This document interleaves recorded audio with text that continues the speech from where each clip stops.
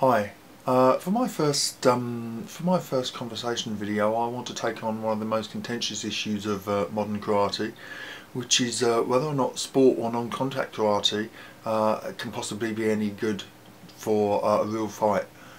There are a lot of big egos in karate and a lot of very opinionated people, and unfortunately the higher the grades people get, very often the more opinionated they get. And I appreciate that they may get experience, but they also tend to get tunnel vision, and it's very common to see that people believe their view is the only view. So I'm just going to be addressing some of the issues, and I'm going to start with the common criticisms that are made. Now I've made a list here because I've got a terrible memory, and I'll be going through some of the criticisms and then some of the positives. So starting off in least important order, I guess, is number one, you can't wear pads in a real fight. Well, you know, okay, well the pads are usually for your opponent's protection, and you know, they may marginally affect your sense of distance, but really are quite trivial. If you train in the dojo, you don't necessarily train with pads, you do bag work or whatever. So pads are really just an aid for the safety of the competition.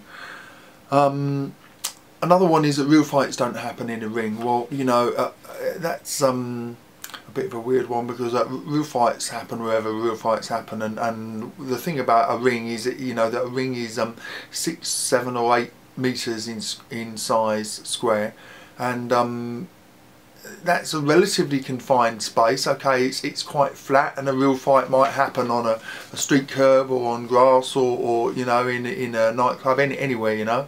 So it's not such a perfectly flat environment, but the fact is that working in a ring where you've got borders and other people to negotiate is certainly no worse training than practicing out on the street. So you know, that's a bit of a specious one, really. The techniques in a fight are not those used in real fighting. Sorry, the techniques used in a fight are not those used in real kumite. Well, the truth is that they are similar techniques. They may be slightly modified for a real fight. So, for example, in the ring, you might do a thigh kick, or you might do well, say a thigh kick, and in the street you might do a knee kick.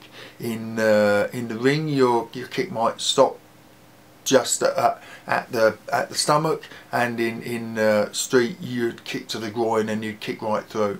You know, in the ring you might do a hook, and in the street you might do an elbow, but you know, there's still the same kind of range, there's still the same basic movement of technique. So again, you know, I agree that techniques may be modified for range or for safety or for, you know, for the rule set of a tournament, but they're not really that different. You know, yeah, you know, you work to the requirements of what you're doing.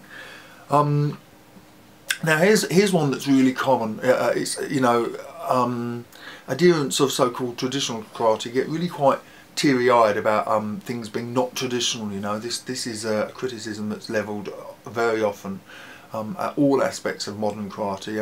It's not traditional, you know.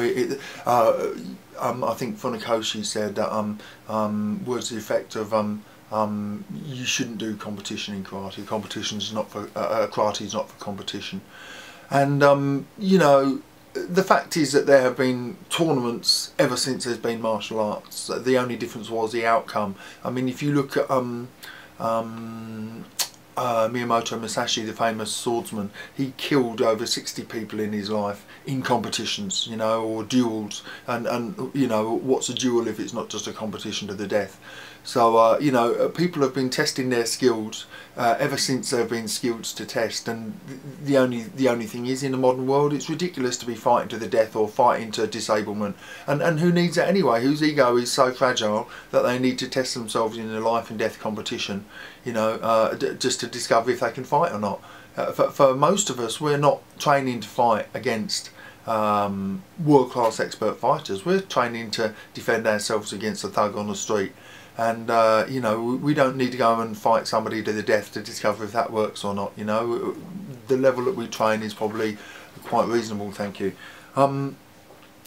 Also, you know, when you talk about traditional, I mean, you know, what is traditional karate? I mean, modern karate, you know, karate. Funakoshi is considered to be the father or grandfather of modern karate, and the modern, he's only been alive. He was only alive at the start of the last century, so that means that traditional karate, if you like, is less than 100 years old. And I know that it was based on a tradition before that, going back hundreds of years, called Tei, but even that tradition was constantly fluid, constantly evolving. It had influences from China and influences from other parts of Okinawa and Japan. So to be honest, just like modern karate is evolving, traditional karate, as if you want to call it that, really it was a combination of different things long before it's called karate. That has been in constant flux and evolution ever since some Okinawans decided it would be a good idea to defend themselves. So, you know, traditional, if you want to get teary-eyed and very very kind of stuck in the mud about what traditional is, first of all you're going to need to define for me exactly what traditional is, exactly what period of time you're referring to, what techniques, what training methodologies, because there is no such thing as traditional, you know. And not only that, but modern kinesiology, physiology and sports training methods has meant that the athletes of today, the sport karate athletes and even dojo athletes, are far better trained. They have a far greater knowledge of how the body works and the ways to get the best out of themselves than any of these people going back, you know, 600-700 years. So you know, traditional doesn't always mean good anyway. Another argument is depending on how you fight, it creates an unrealistic expectation of a fight. Now this is quite a reasonable one to make, because that very bouncy style of kumite certainly is not very practical for a fight, you know, not for a real fight. You definitely, if you see people who do tournament and then you put them into a semi-contact or even a full contact situation, the second the threat level goes up, their amount of movement goes down, and they stop bouncing and they plant and they get ready to deliver real power. You know, there are a few people like Ageyev and people who train at that kind of level who can be very mobile but also still deliver tremendous amounts of power. But by and large, I think it's true that the way that you move in sport kumite, especially non-contact, is not very related to how you have a fight. But nevertheless, the fitness required to move like that is certainly very useful, and the core strength. So you know, even though the way you move is not the same, that's it still gives you some benefits. Now, as for your expectations of a fight, I absolutely agree that in sport kumite, where it's refereed, it creates a feeling of safety and security, where it's not going to get that bad. And you could think, because you're good at sports kumite, that you can go and have a fight. And there was a famous sports fighter. He was a heavyweight fighter and you know, world class. I think he won the world championships, in fact. And then he went into full contact or UFC or Pride or something like that, and got his butt handed to him, and didn't win again after that. So you know, the training for sport kumite didn't do him any good against other professional people who trained to fight full contact. But of course, we're not training to fight other professionals, as I've already said. We're training to fight against a thug on the street who's not trained. So you know, let's be realistic here. Whatever arena you choose to fight in, there's a rule set and a way of behaving which you train for. And if you want to fight against people who are fighting full contact but are trained, then that's how you train. But if you're fighting to train against people who are not trained at all, then sports kumite is a reasonable starting position, so long as you train in your dojo as well for street fighting.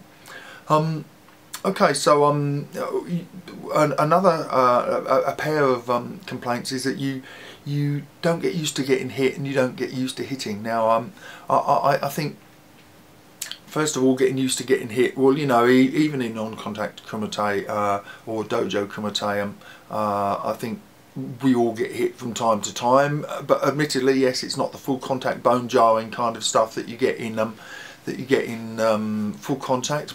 But you know, even within something like say I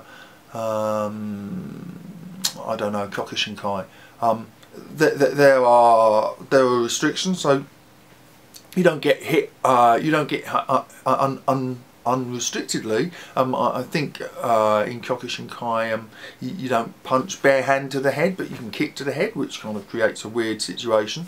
Or say Taekwondo, or I can't remember the name of it now. The other Korean art, that Hapkido, where they use a lot of kicks. You know.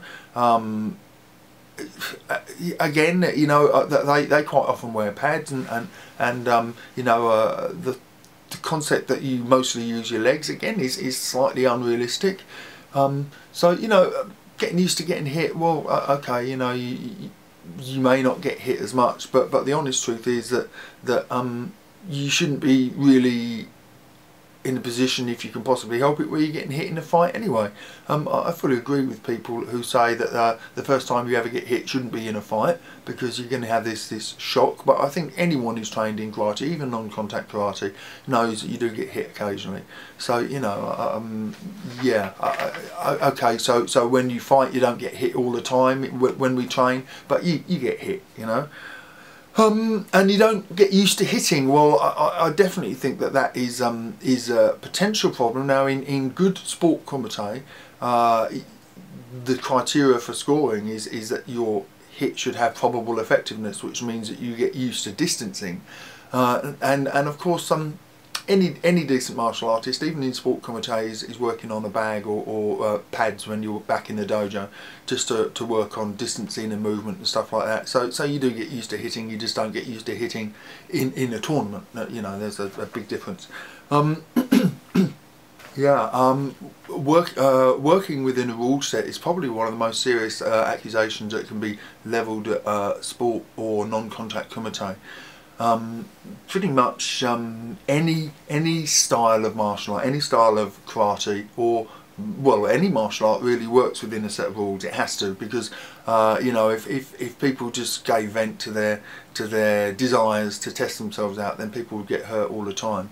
You know, I can't think of any style, even you know, something deadly like Muay Thai or ninjutsu or something like that. I mean, you're not just hacking each other up and beating each other up, because you need live training partners to be able to test your accuracy and your focus and your techniques and your distancing and stuff like that. So it's true that the kumite, in non-contact kumite or sport karate, the rules are quite restrictive. Most styles you can't hit below the belt, you accept a sweep, you can't attack the knees, you can't attack the eyes, you can't gouge, you can't bite, you know, I think Bruce Lee said any style that doesn't have biting in is not complete. Well, you know, there are reasonable restrictions for the safety of the competitors, and it's been said of UFC that all the techniques which are illegal in UFC are the techniques which are most effective in a real fight. And that's fair enough, but it doesn't take a lot to add those back in, you know. If you're in a real fight and somebody's ears by your mouth, it doesn't take a genius to think, oh, I'll bite that. If you know, if you're in a real fight and somebody's eyes are near your hands, it doesn't take a genius to just stick your fingers in their eyes, you know. Or if you have a clean shot and you've got a choice between the stomach and the groin, it's common sense really to aim for the target of most effectiveness, you know. So I realise that the rule set perhaps creates a slight I don't know, just oh, for goodness sakes, I'm really rambling here, guys. You know, that it creates a different focus when you're working within rules, but I think it's very, very easy. It's like walking on a tightrope, you know. Just because you're walking on a tightrope, it doesn't mean that you can't walk on a broad highway if you need to. You know, you're just disciplining yourself to work within the confines of the tightrope. And I think that by far the most serious accusation that could be levelled at sport kumite or even dojo kumite is that it doesn't get you used to the aggression of a real fight. And you know, that can be very overwhelming for a lot of people, can really cause a freeze reaction.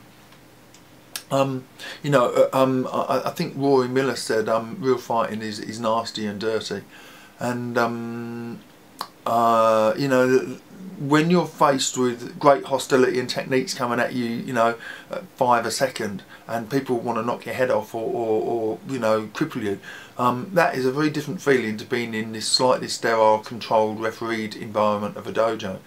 But the truth is that almost no karate can, if any, can prepare you for that. You know, I've done styles which are fairly full on, and even those, you know, I mean, I've heard of situations in Japanese dojos where students have actually been killed by the other students, and dojos have been shut because of that kind of thing, and people sent to prison. So you know, even the so-called traditionalists, you know, the hardcore people, there's a limit to how realistic you can make it and still make it safe. You know, I mean, the point is that we want to be training tomorrow and the day after and the day after, and if we're killing our students or killing our peers by making it so realistic that that they're getting crippled all the time, you know, it's fine talking about traditional, but if you can only train one day a year because you're crippled up the rest of the time, then that seems like you're probably worse off than the people who train at a slightly less intense level.